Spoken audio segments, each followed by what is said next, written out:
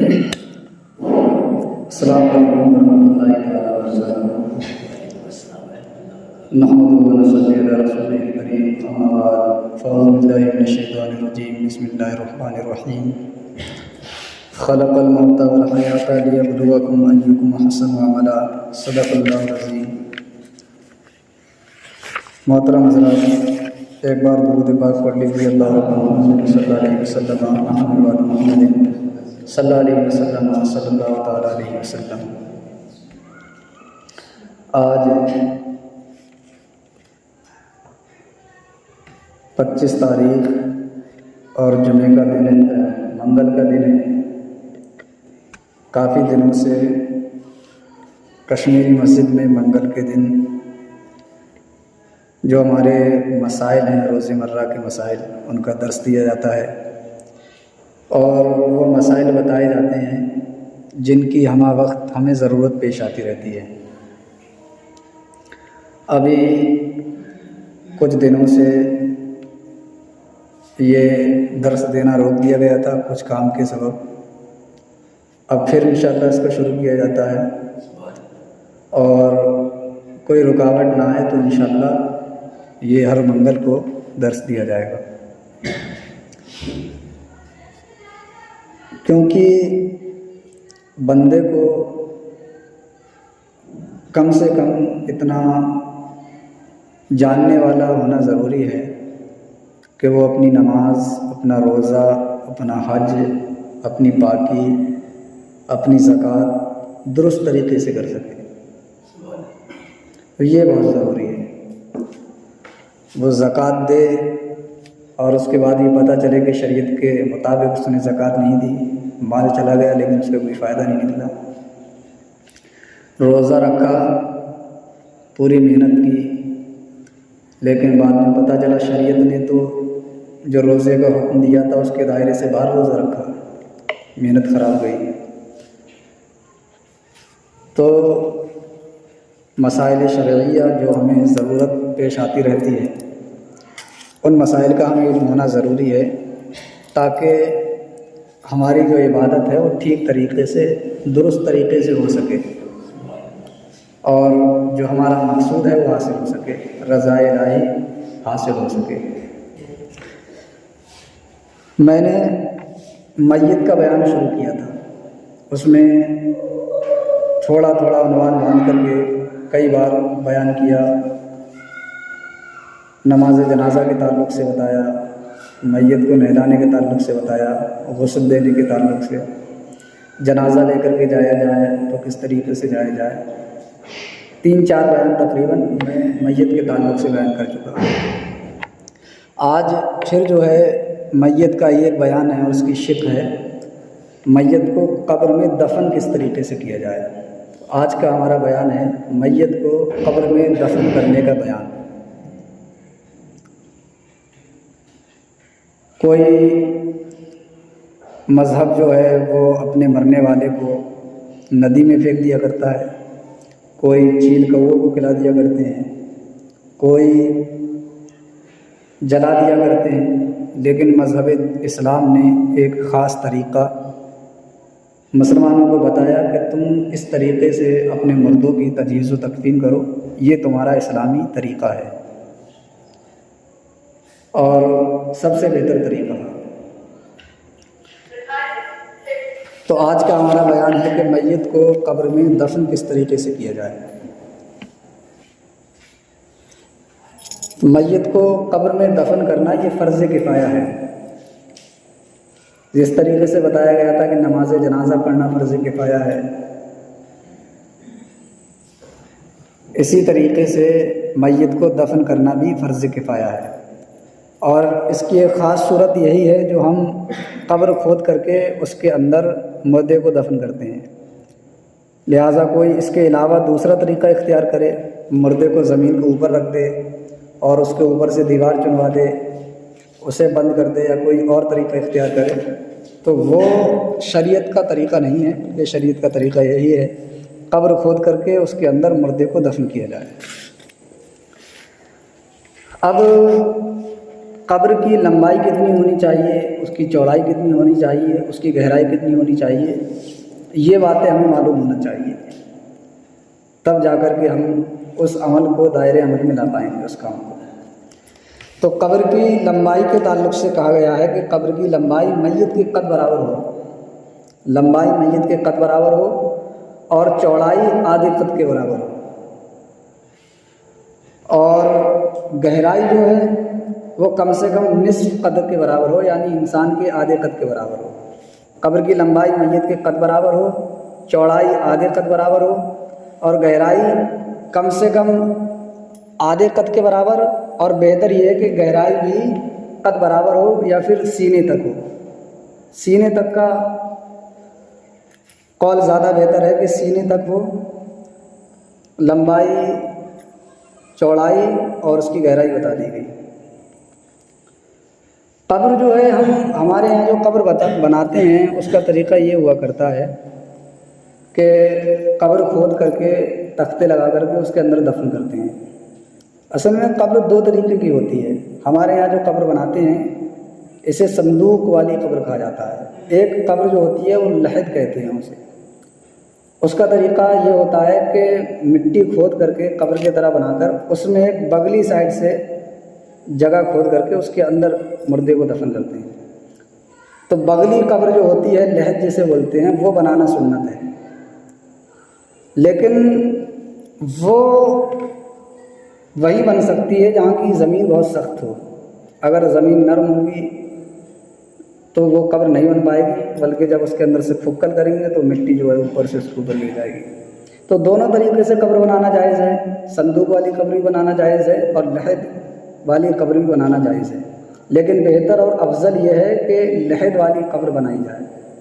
دراصل اس میں محنت بھی بہت زیادہ ہوا کرتی ہے۔ ہمارے یہاں اکثر رواج صندوق والی قبر کا ہے، یہ بھی جائز ہے لیکن افضل وہ بتایا گیا ہے لحد والی قبر، سنت بتایا گیا ہے۔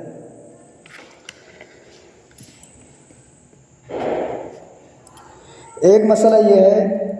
کہ قبر میں اتارنے والے کون لوگ ہیں، مردے کو قبر میں کون لوگ اتاریں، کیا بہتر طریقہ ہے؟ تو اس کے بارے میں بتایا گیا قبر میں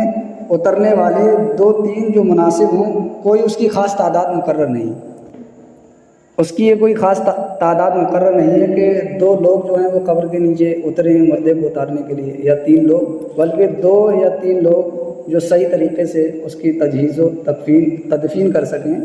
نیک لوگ قبر میں اتریں، اور ان کے لیے امانت دار ہونا ضروری ہے۔ بندہ آج کل سب سے بڑی ہماری کمی یہی ہے کہ دوسروں کی تھوڑی سی بات، تھوڑا سا عیب ہمیں پتہ چلتا ہے تو ہم سب میں جا کر کے اس بات کو پھیلا دیا کرتے ہیں۔ تو اس میں یہ حکمت بتائی گئی ہے کہ قبر میں اترنے والے نیک لوگ ہوں، امانت دار لوگ ہوں، تاکہ اگر کوئی ایسی عیب بھی مردے کے اندر دیکھیں تو وہ لوگوں کے پاس ظاہر نہ کریں۔ مردے کے مرنے کے بعد اس کی برائیاں کی جاتی ہیں تو اس کے سبب سے اسے تکلیف پہنچتی ہے، اس کی اچھائیاں کی جاتی ہیں تو اس کے سبب سے اسے نیکیاں ملتی ہیں۔ اب وہ طریقہ بتاتے ہیں کہ قبر میں کس طریقے سے مردے کو رکھا جائے۔ جب ہم چارپائی لاتے ہیں تو کس طریقے سے ہمارا کیا انداز ہونا چاہیے قبر میں مردے کو اتارنے کا، اس کے بارے میں بتایا جنازہ قبر سے قبلہ کی جانب رکھنا مستحب ہے۔ ظاہر سی بات ہے جب پہلے چارپائی جنازے کا جو چارپائی ہے وہ لائی جائے گی تو رکھتے ہیں، اس کے بعد مردے کو اتارتے ہیں۔ تو اس میں بتایا وہ جنازے کی اس طرف کو رکھا جائے جو سمت اس کی قبلہ کی جانب ہو، نہ کہ اس طریقے سے کہ پایتیانی جانب رکھ لی جائے پھر اس سے سر کی جانب سے سیدھے لائی جائے، بلکہ اس کی جو قبلہ کا رخ ہے اس طرف چارپائی رکھ کر کے پھر مردے کو قبر میں اتارا جائے۔ عورت کا جنازہ اتارنے والے کون شخص ہوں تو اس کے بارے میں بتایا گیا عورت کا جنازہ اتارنے والے محارم ہوں، اس کا بھائی ہو، باپ ہو، اور جو اس کے محرم ہیں وہ لوگ عورت کا جنازہ قبر میں اتاریں۔ اگر وہ لوگ نہیں ہیں یا وہ یہ قبر میں اتارنا اور دفن کرنا نہیں جانتے ہیں تو یہ نہ ہو تو رشتہ دار یہ لوگ اتار سکتے ہیں، اور اگر رشتہ دار بھی کوئی نہ ہوں تو جو نیک اور صالح لوگ ان میں سے ہوں وہ عورت کی تدفین کریں اور اسے قبر میں اتار کر کے اس کی تدفین کریں۔ میت کو قبر میں رکھتے وقت یہ دعا پڑھیں تو یہ دعا پڑھی جاتی ہے بسم اللہ و باللہ علی ملتی رسول اللہ۔ یہ دعا بتایا گیا ہے میت کو جب قبر میں رکھا جائے تو یہ دعا پڑھ لی جائے۔ اب وہ طریقہ بتاتے ہیں کہ قبر میں میت کو کس طریقے سے لٹایا جائے، اس کو لٹانے کا ہمارا کیا طریقہ ہونا چاہیے۔ تو اس کا طریقہ یہ ہے کہ میت کو دہنی کروٹ پر لٹائیں، اس طریقے سے لٹائیں کہ اس کا منہ قبلہ کی جانب ہو، قبلہ کی جانب میت کا منہ ہو، یہ ہمارا طریقہ اس کو لٹاتے وقت ہونا چاہیے۔ اگر قبلہ کی طرف اس کا منہ کرنا بھول گئے اور بعد میں دھیان آیا تو اس کا مسئلہ یہ ہے، اگر پٹلے لگا دیے اور دھیان آیا تو پٹلے ہٹا کر کے اس کا منہ قبلہ کی جانب کیا جائے، اور اگر پٹلے لگا دیے، مٹی بھی ڈال دی گئی، پوری قبر تیار ہو گئی تو پٹلے نہیں ہٹائے جائیں گے، بلکہ جیسے اسے دفن کیا تھا اسی حالت پر چھوڑ دیا جائے گا۔ اگر قبلہ کی طرف منہ کرنا بھول گئے، تختے لگانے کے بعد یاد آیا تو تختہ ہٹا کر قبلہ رو کریں، قبلہ رو اس کا منہ کریں، اور مٹی دینے کے بعد یاد آیا تو اس کا منہ جیسے تھا ویسے ہی رہنے دیا جائے گا، دوبارہ اس کی قبر نہیں کھولی جائے گی۔ یوں ہی اگر کوئی اور صورت، مثلا اگر بائیں کروٹ پر رکھا یا جدھر سرہانہ ہونا چاہیے تھا ادھر پیر کر دیے، تو اس میں بھی یہی حکم ہے، اگر مٹی نہیں ڈالی ہے صرف پٹرے لگا دیے ہیں تو اس خرابی کو دور کر دیا جائے، لیکن اگر مٹی ڈال دی گئی، پٹرے لگا دیے گئے، قبر تیار ہو گئی تو اب اس قبر کو نہ کھولا جائے۔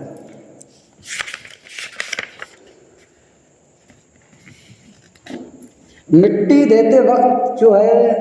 ہمارا کیا طریقہ ہونا چاہیے، کیا صورت پڑھنا چاہیے، اس کا بارے میں کیا مسئلہ ہے وہ بیان کرتے ہیں۔ تختے دینے کے بعد مٹی دی جائے، اور مٹی دینے کا مستحب طریقہ یہ ہے کہ سرہانے کی طرف دونوں ہاتھوں میں 3 بار اس طریقے سے مٹی لے، اور پہلی بار میں پڑھے منہا خلقناکم، دوسری بار میں وفیہا نعیدکم، اور تیسری بار میں ومنہا نخرجکم تارۃ اخری۔ یہ مستحب طریقہ ہے مٹی دینے کا۔ اچھا، مٹی دینے کے بعد ظاہر سی بات ہے جب ہاتھوں میں مٹی لی جاتی ہے تو کچھ گرد ہاتھوں میں لگ جاتی ہے، تو اس کو میں نے یہ دیکھا ہے کہ لوگ اس کے لیے یہ لازم کر لیتے ہیں کہ قبرستان ہی میں ہاتھ دھونا بہت ضروری ہے، گھر پر آ کر نہیں دھونا چاہیے بلکہ وہیں دھونا چاہیے۔ اس کے بارے میں صاحب کتاب حضور صدر الشریعہ علیہ الرحمہ بیان فرماتے ہیں، ہاتھ میں جو مٹی لگی ہے اسے جھاڑ دیں یا دھو ڈالیں، اختیار ہے، اسے جھاڑ دیں یا دھو ڈالیں، یہ ضروری نہیں ہے دھونا ہی اسے بہت ضروری ہے، یا جھاڑ دیں، یہ جو ہم ضروری سمجھتے ہیں اسے قبرستان میں ہی دھونا بہت ضروری ہے، اس کے لیے کہا ہے اختیار ہے، جھاڑ دیں، ہاتھ صاف ہو جائیں گے، چلے آئے۔ اب قبر کا طریقہ بتاتے ہیں کہ قبر کس طریقے کی بنانا چاہیے، چوکھوٹی بنائیں، گول بنائیں، لمبی بنائیں، کس طریقے سے بنائیں۔ تو اس کے بارے میں بتایا گیا قبر کا طریقہ ہمارا یہ ہونا چاہیے کہ قبر بالکل چوکھوٹی نہ بنائیں، اس میں ڈھال رکھیں، جس طریقے سے اونٹ کا کوہان ہوتا ہے اس طریقے سے قبر کو بنائیں، اور اسی طریقے سے ہم لوگ بناتے ہیں، اٹھا کر کے جو طریقہ ہے اسی پر قبر بنانا چاہیے۔ اس میں مثال یہ دی ہے کہ قبر چوکھوٹی نہ بنائیں بلکہ اس میں ڈھال رکھیں جیسے اونٹ کا کوہان ہوتا ہے، اور اس پر پانی چھڑکنے میں کوئی حرج نہیں ہے، قبر پر پانی چھڑکا جاتا ہے، اس پر پانی چھڑکنے میں کوئی حرج نہیں بلکہ بہتر ہے، اور قبر ایک بالشت اونچی ہو یا کچھ خفیف زیادہ، یعنی ایک بالشت اونچی ہو یا اس سے کچھ کم، یا تھوڑی زیادہ، بہت زیادہ اونچی نہ ہو یا ایک بالشت سے تھوڑی نیچی ہو۔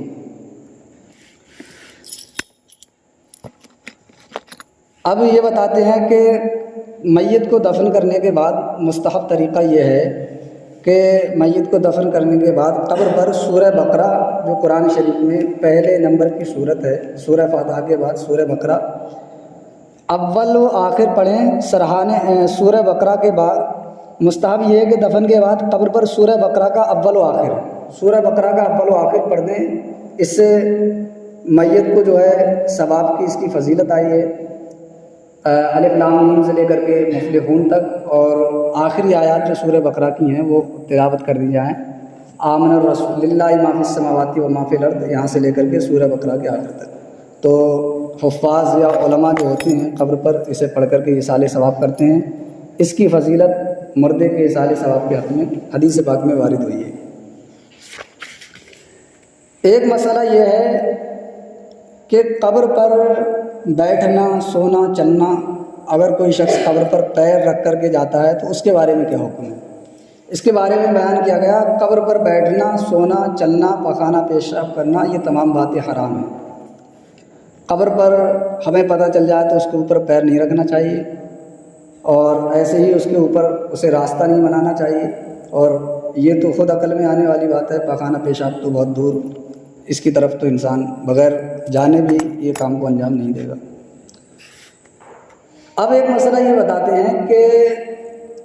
ہمارے کسی رشتہ دار یا ہمارے گھر والے کی قبر ہے، لیکن قبر اس طریقے کی بنی ہوئی ہے کہ جب ہم اس پر جاتے ہیں تو دوسری قبروں کو پار کر کے ان پہ چڑھ کر کے جانا پڑتا ہے، تو اب اس میں کیا کیا جائے؟ قبر اس طریقے سے بنی ہے کہ راستہ ہی نہیں ہے، دوسری قبروں پہ چڑھ کر کے اس پر جانا پڑتا ہے۔ تو اس کے بارے میں مسئلہ یہ ہے، اگر اپنے کسی رشتہ دار کی قبر تک جانا چاہے مگر قبروں پر گزرنا پڑے گا تو وہاں تک جانا منع ہے، دور ہی سے فاتحہ پڑھ لے، قبرستان میں دور ہی سے فاتحہ پڑھ لے اور قبروں پر چڑھ کر کے نہ جائے، قبرستان میں جوتیاں پہن کر کے نہ جائے۔ ایک شخص، حضور اقدس صلی اللہ علیہ وسلم نے ایک شخص کو جوتے پہنے دیکھا تو حضور صلی اللہ تعالیٰ علیہ وسلم نے ارشاد فرمایا، جوتے اتار دے، نہ قبر والے کو تو ایزا دے اور نہ وہ تجھے ایزا دے۔ تو اس سے پتہ چلا اگر کہیں ایسا ہمارا موقع آتا ہے، ہمارا کوئی عزیز ایسا ہے کہ اس کی قبر تک ہم نہیں پہنچ پاتے ہیں، راستے میں قبریں ہیں، تو اپنے عزیز کے چکر میں دوسرے قبر والوں کی بے حرمتی نہ کریں۔ ہماری شریعت کا جو مسئلہ ہوا کرتا ہے، ہماری شریعت کا جو مسائل ہوتے ہیں وہ دل سے تعلق رکھتے ہیں، عقیدے سے تعلق رکھتے ہیں۔ تمہارا عقیدہ مضبوط ہونا چاہیے، اعتقاد مضبوط ہونا چاہیے، وہیں سے اگر تم کھڑے ہو کر کے فاتحہ پڑھو گے تو اللہ رب العزت تمہیں مزید ثواب عطا فرمائے گا۔ اور تمہارا عقیدہ درست نہیں ہے، نیت درست نہیں ہے، تو تم اس کے بالکل قریب میں جا کے پڑھ دو اور اس کے بے حرمتی کا بھی تمہیں عذاب ملے گا اور اس کا ثواب بھی نہیں پہنچ پائے گا، کیونکہ انما الاعمال بالنیات، شریعت کے جو بھی معاملات ہیں وہ دل سے تعلق رکھتے ہیں، تو ایسا کام نہ کیا جائے جس کے سبب دوسروں کو ایزا پہنچے۔ اور ایک مسئلہ یہ، قبر پر قرآن پڑھنے کے لیے حافظ مقرر کرنا جائز ہے؟ کسی حافظ قرآن کو یا کسی قرآن پڑھنے والے کو قبر پر لگا دیا جائے؟ قرآن مجید کی بہت زیادہ فضیلت احادیث سے مبارکہ میں وارد ہوئی ہے، اس کے سبب اس کے عذاب میں تخفیف ہوگی اور اللہ رب العزت اسے اس کا اجر عطا فرمائے گا۔ اب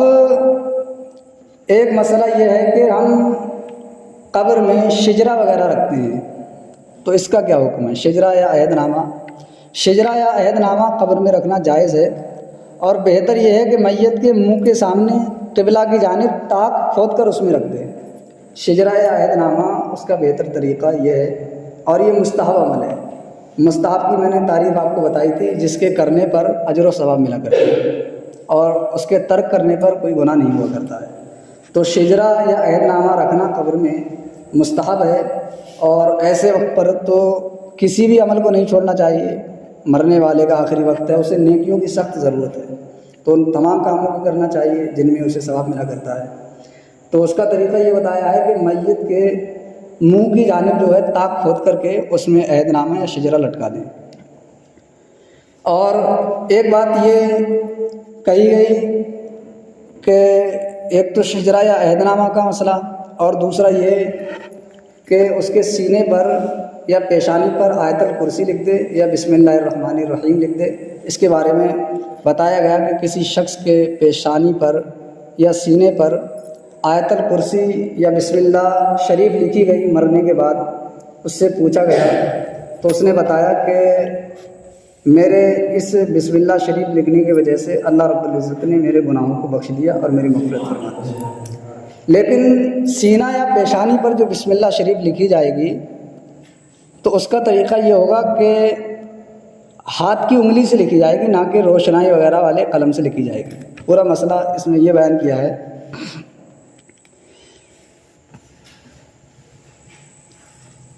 میت کے پیشانی پر بسم اللہ الرحمن الرحیم لکھنا جائز ہے۔ ایک شخص نے اس کی وصیت کی تھی، انتقال کے بعد سینہ اور پیشانی پر بسم اللہ شریف لکھ دی گئی، پھر کسی نے انہیں خواب میں دیکھا، حال پوچھا کہا جب قبر میں رکھا گیا عذاب کے فرشتے آئے، فرشتوں نے جب پیشانی پر بسم اللہ شریف دیکھی، کہا تو عذاب سے بچ گیا۔ یوں بھی ہو سکتا ہے کہ پیشانی پر بسم اللہ شریف لکھیں اور سینے پر کلمہ شریف، کلمہ طیبہ لا الہ الا اللہ محمد رسول اللہ لکھ دیں، تو یہ ثواب کے کام ہیں، مستحبات میں سے ہیں۔ ان کاموں کو انجام دے دیا جائے جن کے سبب مرنے والوں کو حتی الامکان زیادہ سے زیادہ نیکیوں کی ضرورت ہوا کرتی ہے، تو یہ کام کیے جائیں تاکہ انہیں ثواب ملے اور انہیں اس کے سبب خوشی حاصل ہو۔ اچھا، دوسرا مسئلہ یہ ہے، اب یہ چند مسائل وہ تھے کہ میت کو کس طریقے سے دفن کیا جائے، کس طریقے سے قبر میں اتارا جائے۔ اب کچھ مسائل وہ کہ اب دفن کرنے کے بعد نمبر آتا ہے قبر کا، قبر کے اوپر کا کس طریقے سے فاتحہ پڑھی جائیں، کس طریقے سے وہاں جا کر کے حاضری دی جائے، تو اس کے بارے میں یہ مسئلہ بیان کرتے ہیں۔ زیارت قبور، قبروں پر جانا، اولیاء کرام کی، اپنے عزیز و اقربا کی قبروں پر جانا، یہ مستحب عمل ہے۔ زیارت قبور مستحب عمل ہے اور اس کا بہتر طریقہ یہ بتایا گیا، ہر ہفتے میں ایک دن زیارت کرے، اور بہتر دن جو ہیں وہ زیارت کرنے کے بتائے گئے جمعہ یا جمعرات یا ہفتہ یا پیر کے دن، اور ان دنوں میں بھی سب سے افضل دن یہ ہے کہ جمعہ کے دن صبح کے وقت زیارت قبور کرے اور وہاں جا کر کے فاتحہ پڑھے اور میت کے لیے ایصال ثواب کرے۔ 4 دن بتائے گئے، ہفتہ، جمعہ، جمعرات، پیر، ان میں بھی سب سے بہتر دن جمعے کا بتایا گیا، وہ بھی وقت صبح بعد نماز فجر، وہاں جا کر کے ایصال ثواب کرے اور فاتحہ پڑھیں۔ اپنے عزیز و اقربا کی قبروں پر جائے کہ انہیں اپنے عزیز لوگوں کی امید رہتی ہے کہ وہ اس کے لیے ایصال ثواب کریں۔ اولیاء کرام کے مزارات پر جائے، اولیاء کرام کے مزارات پر جانے میں خود اس کا یہ فائدہ ہے کہ اولیاء کرام اس کے اوپر اپنا فیض کریں گے اور اس کے لیے اللہ رب العزت کی بارگاہ میں نیک دعا کریں گے، اور یہ جو ان سے دعا کرے گا تو اللہ رب العزت اولیاء کرام کے سبب اس کی دعاؤں کو قبول فرمائے۔ اب ایک مسئلہ یہ کہ قبر کی زیارت کا طریقہ کیا ہونا چاہیے، کس طریقے سے ہمیں قبر پر جانا چاہیے، کس طریقے سے، تو اس میں بتایا گیا زیارت قبر کا طریقہ یہ ہے کہ پائنتی کی جانب سے میت کے منہ کے سامنے کھڑا ہو،